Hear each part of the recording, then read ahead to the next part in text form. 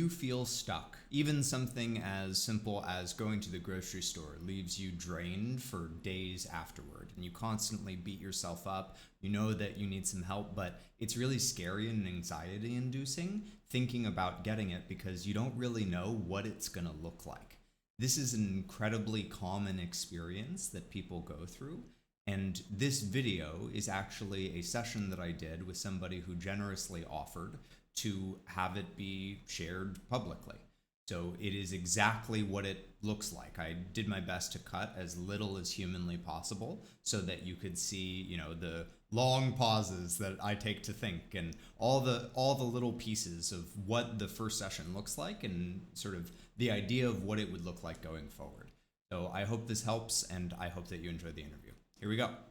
Hello. Hello. Hi. Wait, this is what you get at 9 o'clock in the morning. It's no problem. No problem. How are you? Sort of awake. Okay. All right. I'm I'm 55, so I'm in the full throes of menopause, which means I wake up anywhere between 3:30 and 5, just depending. Sure. Gotcha. Okay. Well, my name is Sean. What should I call you? Serena. My name is Serena. Serena. Cool. So, Serena, what do you want to talk about today? Yeah, I got no idea, man. This is a really like I'm actually really proud of myself because I have thought about canceling this appointment no less than 12 times in the last like 2 days. My brain's like, what are you even doing? He's not gonna, he doesn't even, what are you even doing? And I'm just like, okay, we're gonna do this. But my anxiety is like up here. So Sure. just if I act a little squirrely, that's why. I've never done anything like this before. Okay. So I don't even know like where to start. Yeah. I got diagnosed with the ADHD and the autism at age 51, so 4 years ago, and I haven't talked to anybody since. They handed me a couple of pieces of paper and a list of about 300 books that they said, hey, you should read these. And then that was it. So I'm not even sure where to start. Sure. Well, let's start with like what it is that you're currently feeling. So you said that you thought about canceling this appointment like 12 times and are feeling really sort of nervous, anxious about it. What is it that you're nervous or anxious about? Okay, so um yeah, I'm not really used to like I said, I've haven't had any counseling. I was diagnosed with bipolar disorder at 23. I'm not even sure if I have that. And I've had maybe a year and a half's worth of counseling my whole life. Like all total, like if you take it from the one time I saw a child psychologist when I was the age of 9 to like now, it would probably be like a year and a half all total. Um, and so I wouldn't even know where to start. Like I'm not sure what's appropriate for this setting. I know that I am stuck. Um, I've developed agoraphobia, pretty bad agoraphobia, which I've been working on. Uh, but like even going to the grocery store now is exhausting for me. Um, and so I know that, and I know that the skill regression part of the like late diagnosis, I hear a lot of people talk about that. That has definitely definitely become an issue. There's I a lot. That's where when we talked about the like you and I originally, I guess, started talking about this because of the comment I made on the post about like guilt. Um, there's a lot of guilt because I just simply cannot do the things that I used to be able to do. Can't. I can try, but like if we went to the grocery store 3 days ago and I am still exhausted. So maybe that's like, I don't know how to move myself forward without making myself worse. Does that make sense? Right. You don't know how to move yourself forward without like brute forcing through it and tearing up your body, which is then going to just Which result is, in not being able to do stuff again. yeah, which is exactly how I've lived my entire life. Hmm. It's just I do have CPTSD.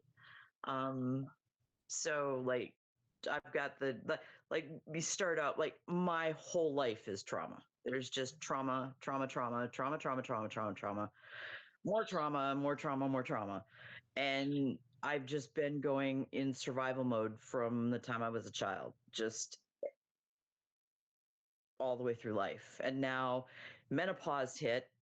And I don't know that I would have gotten diagnosed if it hadn't been for menopause, because menopause hit and my whole life imploded. Like just all all at once, just bam. The brain fog. Oh my God. I couldn't remember my own name. So, I'm doing better at that. Like the brain fog is cleared up quite a bit, but yeah, I'm really just stuck. I try to do things and then I'll get so tired and then I feel guilty because, well, you were fine yesterday. You didn't even do that much. You all you did was go to the store. Why are you so tired? You useless piece of blah blah blah blah blah blah blah blah blah blah blah. That's yeah. And you're smiling so because you've heard this from people before. Yep, 100%. So a few different things. The first is just to help with the anxiety around us talking. Um, we can talk about whatever you want, and like if we venture into territory that I don't like, that I think is out of my scope, or that I don't think that I can help with, I'll let you know. But you're welcome to Fantastic. bring up Yeah, anything that 'cause- you want. I'm One, sorry. you're welcome to bring up anything that you want. And Okay. then one thing that I can tell you up front is that I help a lot of people with things like ADHD, autism, that sort of stuff. For whatever reason, it wasn't like intentional. I didn't seek out trying to help people with ADHD, but for whatever reason, a huge portion of my client base was neurodivergent and seemed to get good results. So I was like, okay, sure. That being said, interestingly enough, I can't treat mental illness. So coaching is about like building mental health rather than treating mental illness, if that makes sense.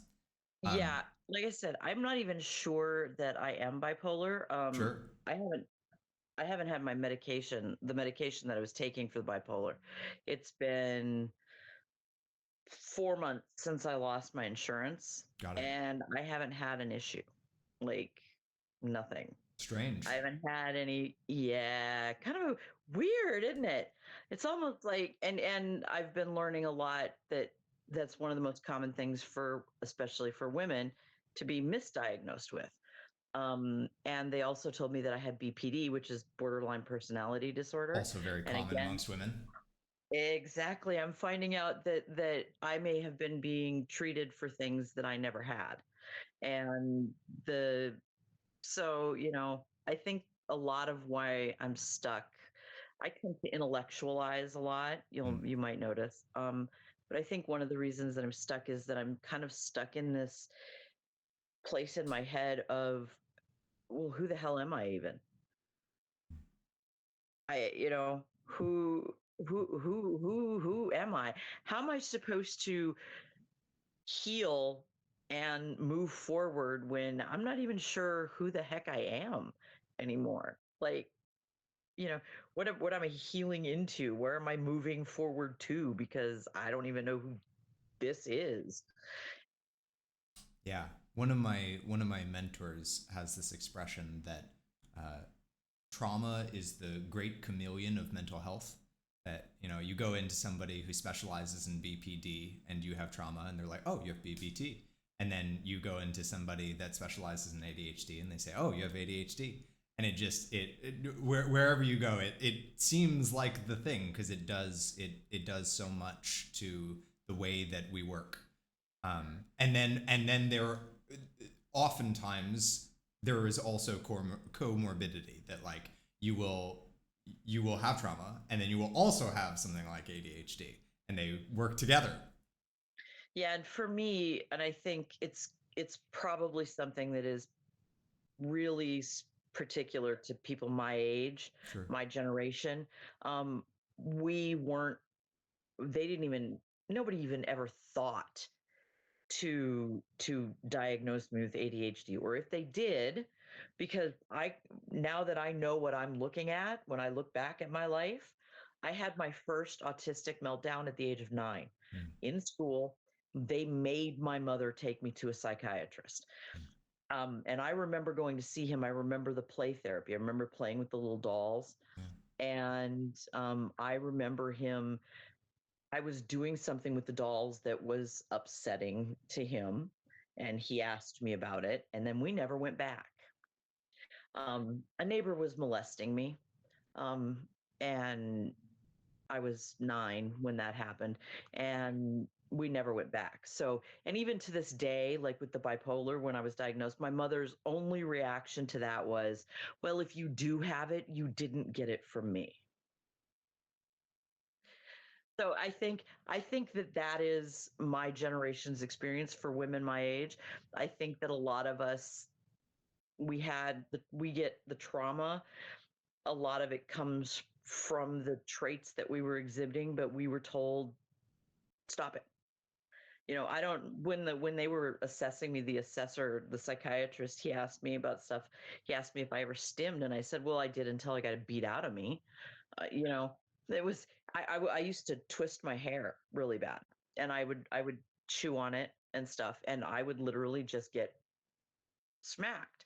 So you learn real, and then I figured out later, I chew on my inner lip, and I do that thing where you kind of tuck your hands together and then you rub the underside of your hand. I've been doing that my whole life, and I never realized that's what it was, that I was stimming. I just figured that was anxiety. I'm okay. I'm anxious now. Well, I guess it kind of is, but you know, and so I guess I'm stuck. That's where I am. I'm stuck in that place where my brain is just going through my entire life now and going, oh, oh, oh. How are you feeling talking about this stuff? Um, yeah, that's when I told you I intellectualize. Yeah, I'm very removed. Um, if I allow myself to actually think about it, I'll start crying. I don't want to cry. How come? So I don't like to cry. How come? um, I get angry with myself Tell when me I more. cry. Well, so again, um, when I was little, and again, this is a story. If you talk to a lot of people my age, you'll hear this. Um, Stop crying, or I'll give you something to cry about. Which for my mother meant if you don't stop crying immediately, I will beat the crap out of you. And then you'll have something to cry about. Um, I learned recently that having tenderness on top of your scalp can be a sign of like that a lot of people with ADHD and autism have like tender scalps and stuff. And so my mother would be brushing my hair, and I have naturally curly hair, and she would pulling the brush through, like this, and I would ow, and she would take the brush and just like that on top of my head, and it was always stop crying or I'm going to give you something to cry about. Pop.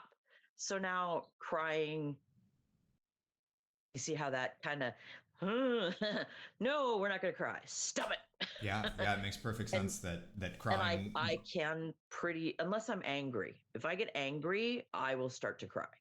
Mm, But that's again, I'm learning mm, more my nervous system being dysregulated and that emotion having to go somewhere. right. So I'm an angry crier, and everybody always thinks that I'm like, trying to get out of something and being manipulative. It's like, no, I'm just really mad and trying not to punch you Hmm. because I get like that on the inside, and then the tears start to come because when I was younger, in my teenage years, I was a Fighter. fighter. Oh yeah, no, I broke a door once. Yeah, I'm a tiny little thing too, and at the time I didn't weigh as much as I do now. Scared the crap out of some people. Mm. Scared the crap out of me. But so it's it's a really tight control on my emotions kind of thing. That's what that is. And you can probably tell by my body language that just talking about it is just sort of Yeah, no, I mean, it makes a lot of sense that it would be really, I mean, if nothing else, scary to cry because crying was literally dangerous when you were little. Yeah. Yeah, and it wasn't even just at home. Because when I would get angry, I got bullied like bad. Like we're talking like the old school, like you see in the movies where they stuff you in lockers and stuff your head in a toilet and yeah. Hi, I'm the cliche. No wonder you were a And fighter. so it was, I would go from being abused at home to being abused at school, back to being abused at home, back to being abused at school, back and forth and back and forth and back and forth and back and forth. And so eventually I just figured if I stop reacting. And so now, even as an adult, when I get too emotional, I tend to want to be like, okay, I'm done. We're done. We're done. We're going to talk about something else. And I will usually crack jokes. Hmm. So, some amount of disengagement, disassociation, and coping with humor. Yes. Oh, yeah. No, I have a horribly dark sense of humor. And I have to watch myself in, like, if I'm in groups, I have to kind of constantly be monitoring, is this a safe person to make that joke around? Because sometimes my jokes, people will go, "Are you okay?" Like, "Oh, yeah, no, I'm fine. I'm fine. I'm sorry." Oops. Yeah, yeah. So here's what's going through my head, Serena, and you let me know how you feel about it. Keeping in mind, or at least I'm keeping in mind that like this is public.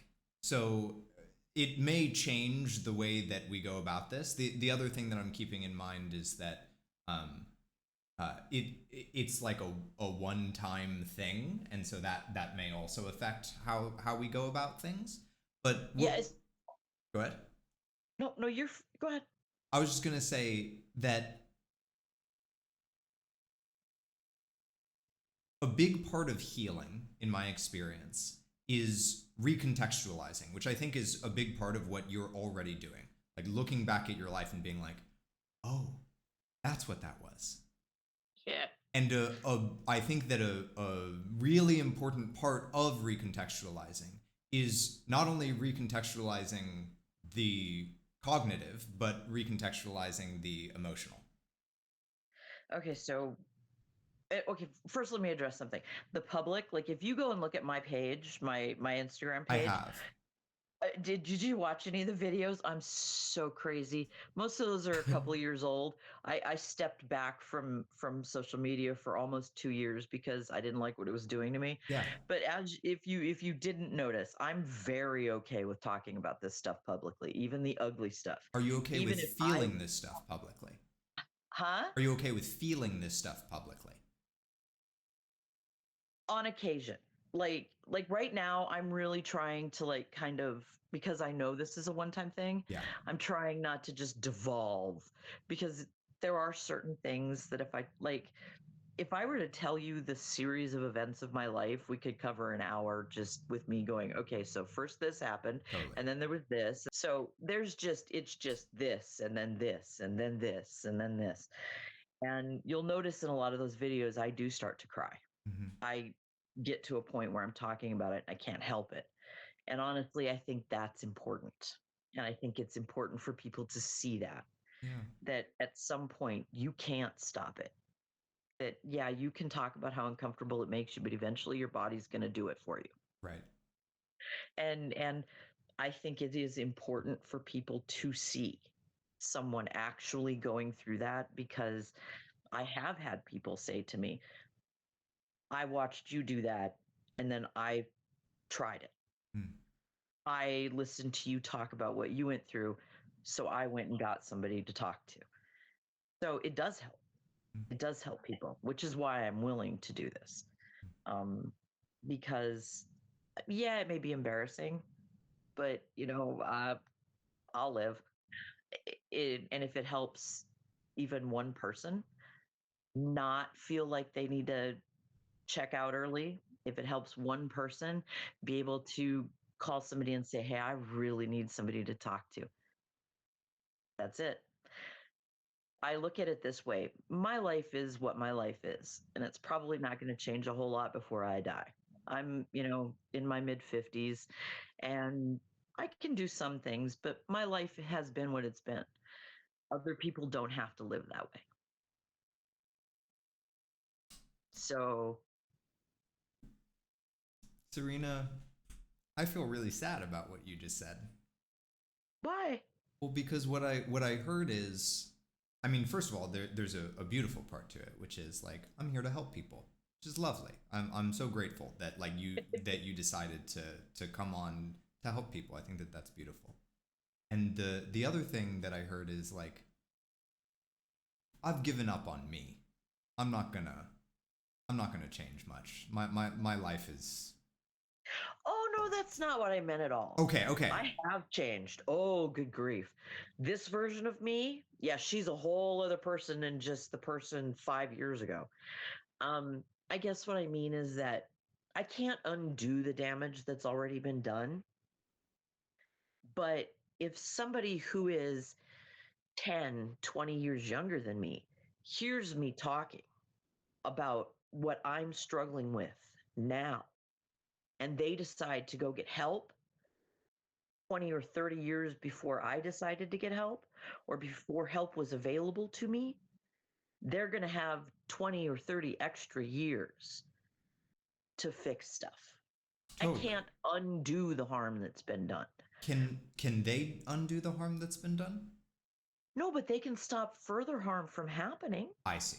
And that's kind of what's happening with me right now. I can't undo 55 years worth of crap, Sure. but optimistically, I've got another 20 or 30 years left. So I'm in that same position. I have 20 or 30 years to make my life better. Yeah. Whereas, it's not about I don't want to change or I don't think my life can get better. Mm, It's about the fact that we don't ever talk about the hard part. totally. Everybody wants to talk about the wins. Right. Yay! I'm feeling so much better. And that's great. It really is. It's very helpful. But we don't like to talk about the hard parts. We Right. don't like to talk about the ugly parts. We don't like to talk about the parts where we say I failed and had to try again and I failed again and had to try again. We don't want to talk about that. And I'm okay talking about that. Yeah. And when earlier, Intellectually. right? Huh? Earlier, when I said, that that what you said made me sad. Now I understand that I actually misunderstood what you were saying. But when I said that, that was the first time I saw a tear escape your eye. Oh, because I hurt your feelings. Oh, you didn't hurt my feelings. Well, like when make it to me, that's what I made you sad, and that was not my intention. And so, like, okay, I will sit like I have pretty bad social anxiety, and I will take a lot. Like Yeah. you can insult me quite a bit Right. before I say anything. You insult somebody else, and You I am go ape there. shit. I am there Right. right now. Doesn't even have to be somebody I know. I will. My family used to do what they called push pull, because we'd be out in public and somebody would say something and they knew that I was about to say something. So one of them would grab the front and the other one put a hand on the back, and we would just walk, Mm, just get mom out of the vicinity because mom's about to say something to somebody and we don't want to be here for that. Yeah, I have a very, again, with the, now that I know about the ADHD, that sense of justice. yeah. Yeah, oh, that makes a lot of sense. My whole life, from the time I was a small child, I would get into fights with other kids because they'd be picking on what at the time in my generation we called the special ed kids. So those would be the kids that had physical or cognitive disabilities Mhm. that they would shove off into basically what was a broom closet at the time, and they would get harassed on the playground, and there's 6-year-old me getting ready to fight somebody over it, and I never told anybody what was going on at home. Yeah. So I have sort of a weird question for you. sure. Is it okay for me to be sad for you? Of course, it's okay for you to be sad. I don't want you to be sad, but I can't tell you what emotions to have. Sure. Like I can't. I can't.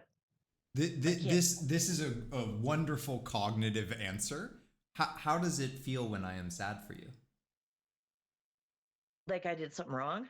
Ah, So see, now I'm about to see. This is my body deciding that I don't get a choice. yeah. You can see it happening. It gets darker, and yeah. Yeah. So So real quick, Serena, I just want to offer some reassurance and let me know if this just, bounces off completely. But the reassurance that I want to offer is that I don't think that you did anything wrong. The reason that I feel sad is because like is empathically. Like everything that I am hearing that you have gone through sounds fucking awful. And the sort of I don't know how to put it, like the way in which you are so willing to like beat the shit out of whoever will hurt someone else, but that it seems like that sense of justice doesn't extend to yourself. and that would circle us very neatly right back around to the guilt. Yeah. There is a constant cacophony in the back of my head. Just guilty, guilty, guilty, guilty, guilty, guilty, guilty, guilty. Everything I've ever done wrong in my life. Guilty, guilty, guilty, guilty, guilty, guilty. It's always there. It doesn't shut off. Just constant. Every mistake I made as a mother, the way that that has affected my children, which is not an insignificant thing.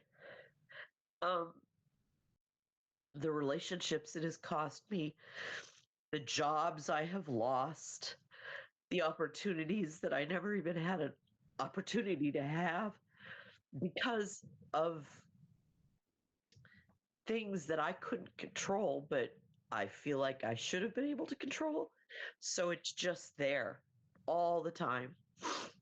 And talking about, I don't take compliments well at all. I get very uncomfortable very quickly and I will dismiss it. Oh, stop it. Just stop it and move on. I don't, it makes me like, you can tell, you can see that I'm physically uncomfortable right now. And that's pretty normal. I'm, and I try to cover it up. I'll make jokes. I'm trying real hard right now not to joke myself out of this situation because I think that that would be counterproductive to what we're trying to do. But yeah. So first of all, I appreciate the bravery because I know that this is extraordinarily uncomfortable. Um, I am curious to I don't know, maybe help you come up for air a little bit so that we don't have to keep drowning you. You said you like, I don't know if like is the right word, but you said you intellectualize a lot. So using that wonderful intellectual mind that you have, what do you think makes you feel so guilty all the time? Oh, I don't know. I think it's, you know that saying hindsight is 2020. Yeah, I can, because I intellectualize. I look, when I look back at my life, I can very clearly see where I went wrong. Where like, and it doesn't matter if it was my fault or not. Um Im- Intent doesn't mitigate impact. So it doesn't matter what my intention was in the moment, what the impact was matters. And that's where my brain latches on, is that impact. And I think that that goes back to being told constantly as a child that I was wrong. Everything about me was wrong. You know, the only time that I ever really got praise from my mother was when I was doing something that reflected well on her. So, like, if I got really good grades, I wrote a book report on a book, an adult book about the sinking of the Titanic. It was like that thick, and it was in the fourth grade, and the teacher had the audacity to accuse my mother of writing the book report for me. One of the only times my mother ever stood up for me, because my daughter is smart.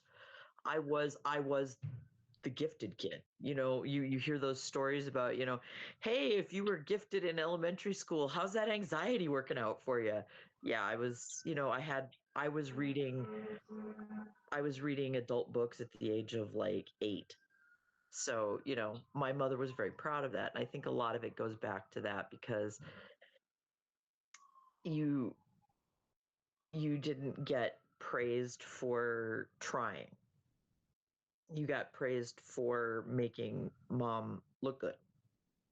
And so when I look back at things now, I think, oh, well, you could have done that so much better. If you'd made this choice, then other people wouldn't have gotten hurt. And then you could have done this. And then you could have. I live in could have. And I think that causes issues. Yeah, so you let me know if I'm sort of interpreting this correctly, but really what I'm getting from what you're saying is that when I was growing up, my mom treated everything that I did as wrong unless it made her look good, Oh, yeah. regardless of what my intentions were. Even if I was trying to be really good, if it didn't make her look good, then, I got the shit beaten out of me. And so I learned real quick, like, to feel guilty, because it was corrective. Like, if I felt guilty about enough shit, maybe I would do something right. Oh, very much. And now the problem is trying to figure out, because there are certain things that you do, like, guilt is a human emotion, and it cues us to say, hey, you shouldn't do that again. This is something that you did and it hurt somebody, and you shouldn't do that again. Problem is that I don't know the difference. I never learned the difference between just feeling guilty about existing and the guilt that comes from something when I've actually committed an error that I need to take accountability for. And so and then I feel angry because I feel guilty. And then I feel guilty because I feel angry because I feel guilty. And then we just spin like a dog chasing its tail, you know, just so yeah, that you're hitting it on the nose, and trying to get out of that cycle when I live somewhere where I have no support. um that's that's difficult. That is really, really difficult. Yeah, difficult seems like an understatement.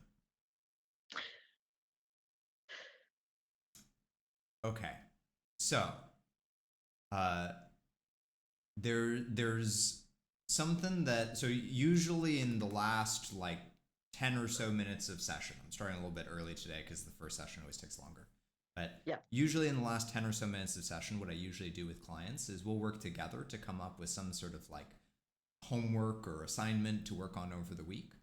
And something that I want to explicitly establish in our dynamic, hopefully it's already coming across, but just to be explicit, I think a lot of people view the coach client relationship as sort of like mentor mentee, and I do not view it that way. I view it much more as a collaboration where we're working together to solve some sort of problem. So Okay. if there's ever anything that I suggest that you're like, I just don't think that's going to work, or I really like that idea, but could we twist this one element? I always want you to feel free to tell me, okay? Yeah, I work very well with, it has to be actionable. Yep. um Something that I can actually do. Yep. Don't tell me to sit and think about certain things. That's not helpful at all. Totally.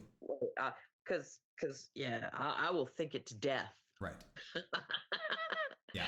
But I actually like that was kind of the thing that kept me from canceling the appointment. I was hoping that I would get something that would be actionable.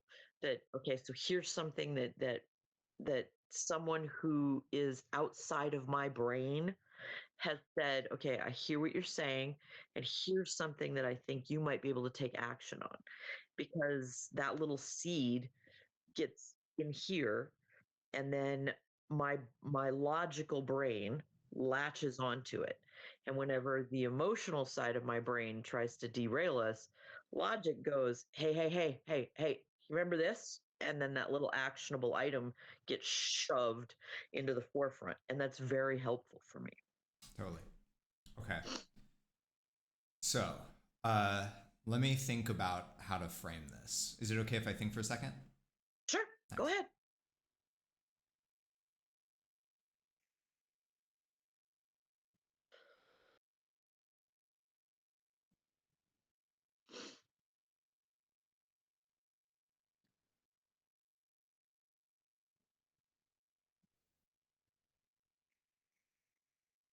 Okay. So I'm gonna sort of lay out my understanding, and then if that is correct, I'm gonna check with you first. If that's correct, then I'll move forward into like an actionable item that I think might be helpful, or maybe two. Let me write down the two so I don't forget.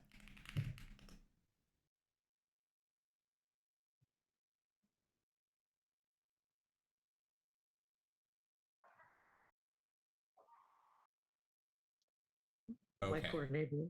What was that? You can hear my neighbors outside coughing. Oh, all good, all good. Um, okay, so understanding.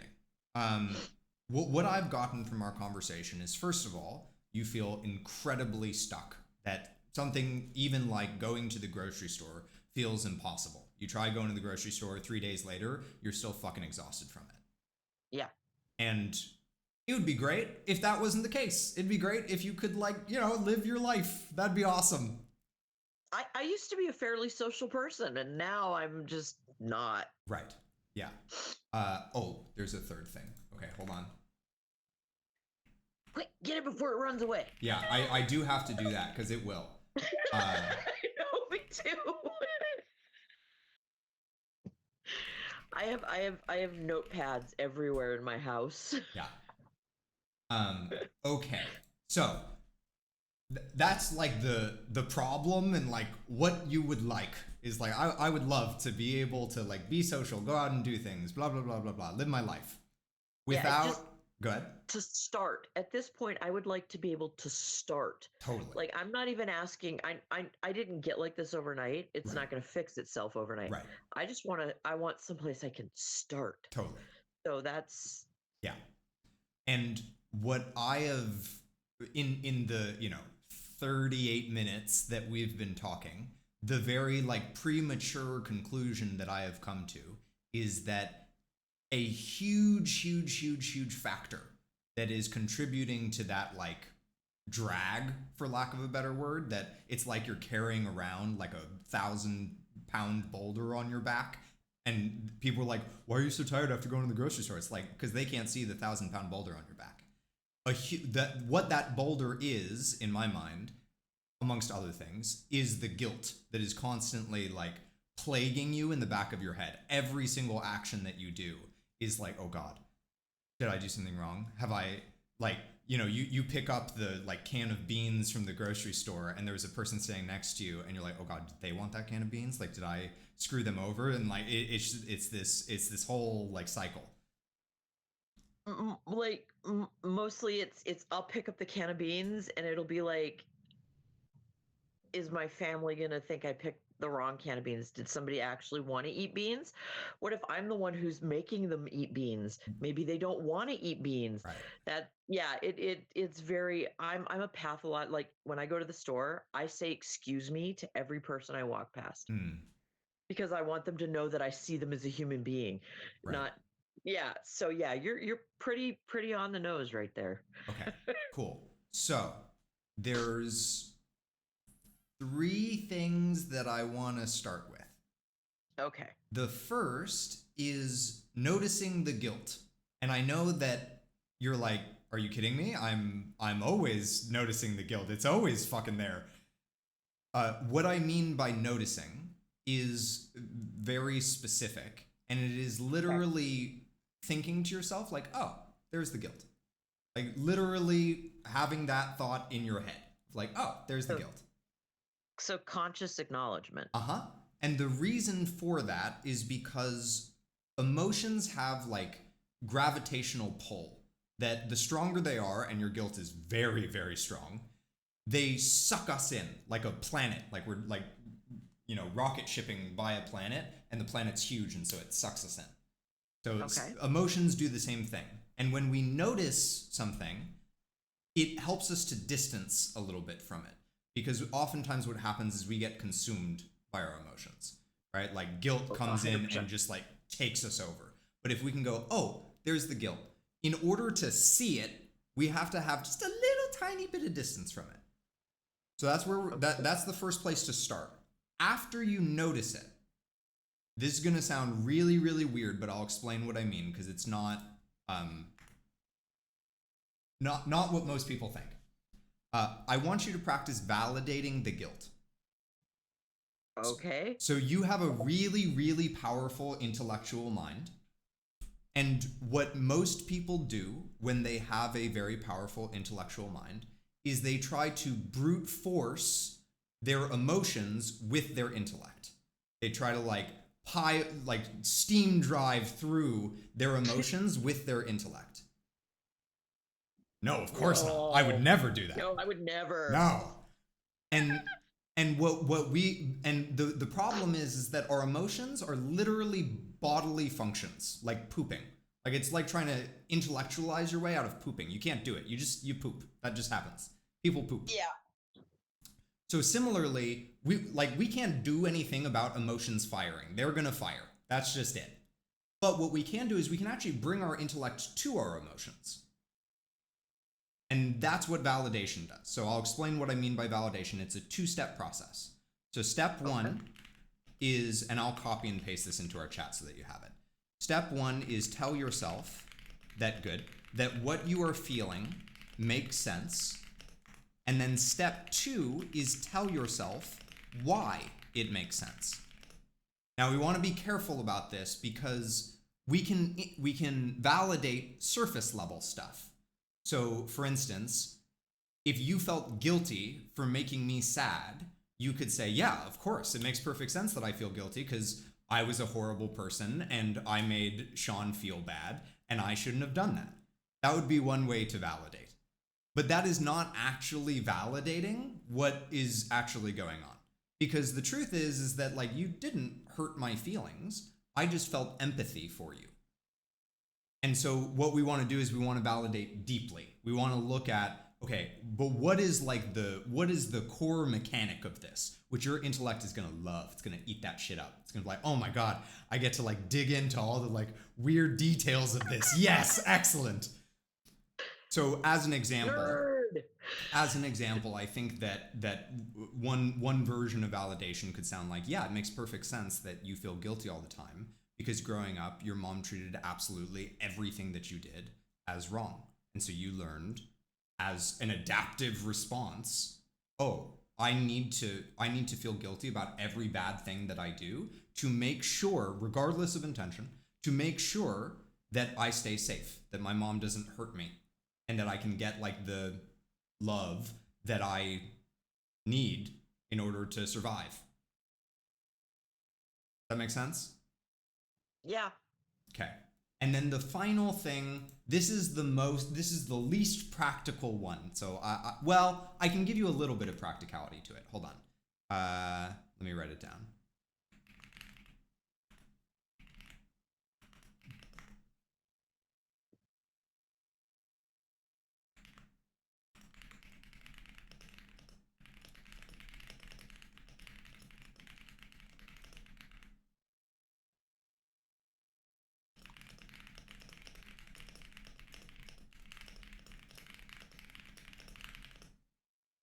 Okay, so the last one is you talked about this really lovely process that you were going through. It doesn't feel lovely, but it is lovely. of recontextualizing, of like going back through your life and being like, oh, that's what that was. And I actually think that that is incredibly good and healthy that you are doing that. That is a huge part of like the work that I do with people, is almost like taking an inventory of their life. And I think that a huge part of that process is grieving. Is like, oh, wow, there's a lot that I have to, that I lost, that I have to let go of, that wasn't what I thought it was, etc. And so to give you as practical a framing as I can for grief, because it's certainly not very practical, but as practical a framing as I can, I think that it can be very helpful to take an inventory, like an intentional inventory of the things that are going to stay with you forever.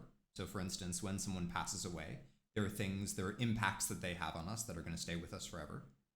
Right. And the things that we want to or have to let go of, even if you don't know how yet. So, for instance, So go ahead. my childhood has had a lasting impact on me. 100%. But one of the things that I have worked on is letting go of my anger at my mother. Sure. My mother went through, she didn't have a good life either. Sure.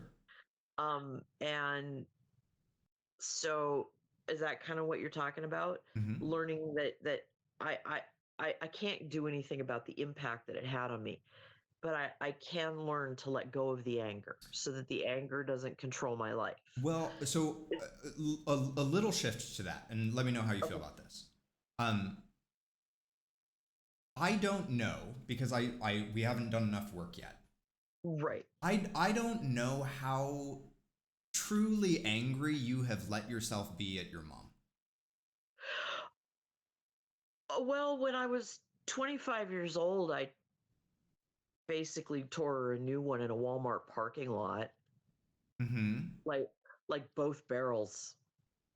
It's one of the reasons my family doesn't like me very much, because there was some other stuff that happened. Sure. That the way she decided to to react after that, that's a whole other, but that's about as angry as I've ever let myself be, and it was just a one burst of a thing. Yeah. How did it feel after?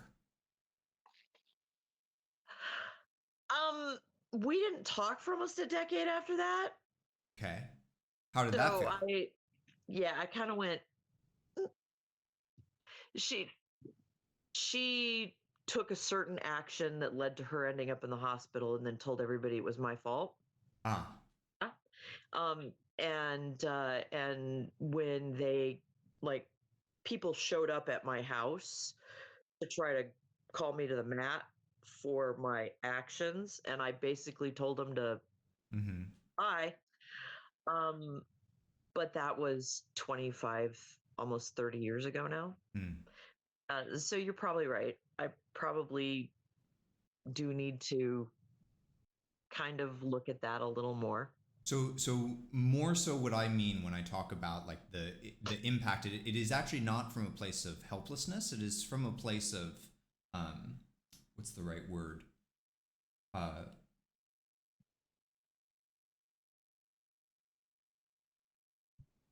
This is not the right word, but it's the best one I can grab. It's from a place of savoring.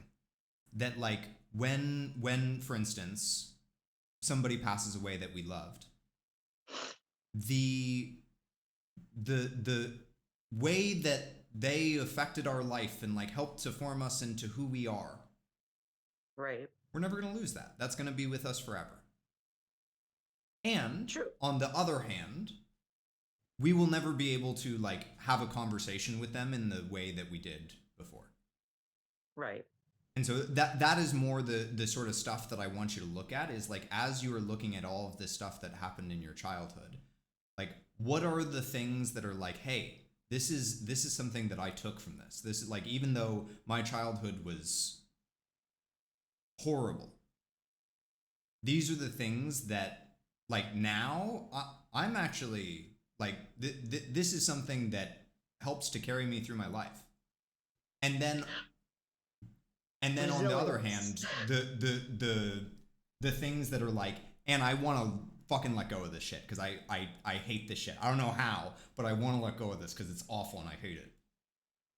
Both sides of that. Does that make sense? Yeah, now that you explain it, that does, because like I did get a lot of resilience from my childhood. I have a very, I will have, I may have a meltdown for 2 or 3 days, and then at the end of that, I'm like, okay, let's go up and moving again. Right. We're up and we're going. Um, and but the letting go part, sometimes that is hard. Yes. Um, because and you're right, that's probably where I need to be focusing, is on saying, okay, I don't want this anymore. This never, and a lot of it is probably stuff that never belonged to me to begin with. Um, so yeah, that makes quite a bit of sense now that you kind of, I understand why you're trying to struggle for, like, trying to find a word, that there's not really one word that fits that little category. Yeah. But I do understand what you're saying. Yeah. Cool. Okay. Hold on. Last thing that I want to throw out there, because I think it's an important note, and then we'll wrap up. When I say notice the guilt, and it's like, yep, there's the guilt, I see it. I'm predicting that sometimes what will happen is you will notice the guilt, and then the guilt will double down on itself. You'll be like, oh, it's like I'm not supposed to be guilty. Like, what the fuck? Why am I guilty again?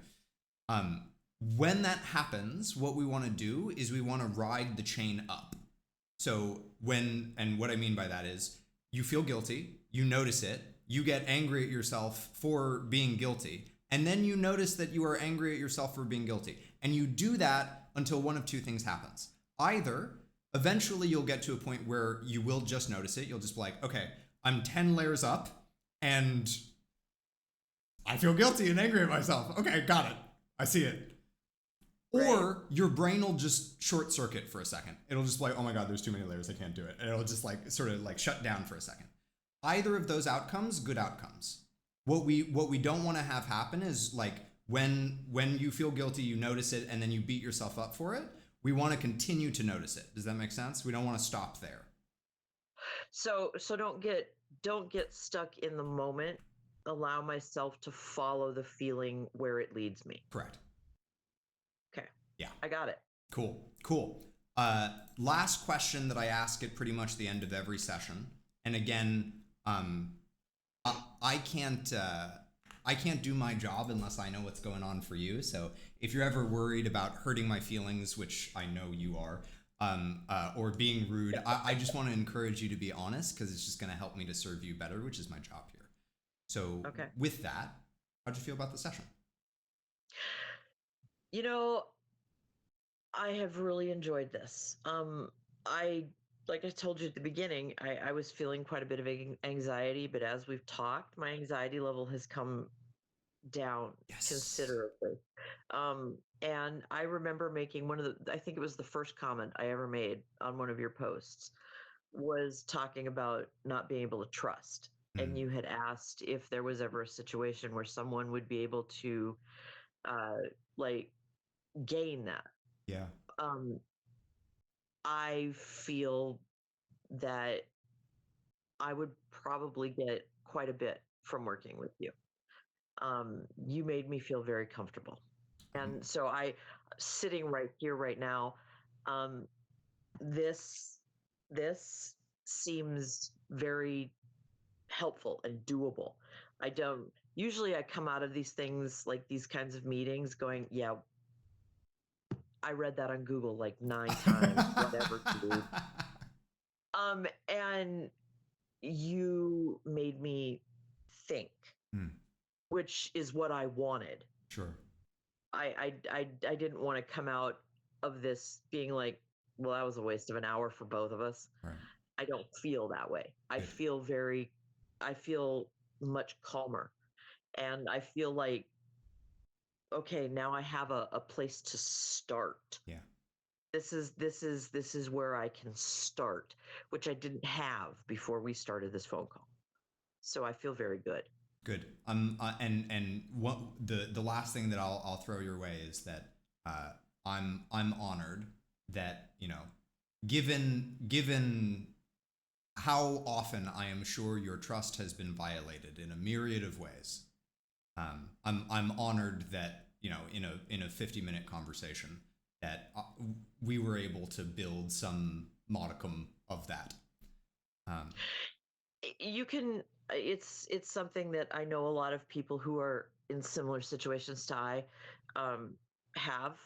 We're generally pretty good at figuring out if someone is worth our time. yeah. I know that sounds really rude, No, but no. I think you have to be in order to survive. yeah. And that contributed quite greatly. I can tell that you're actually listening to me. Hmm.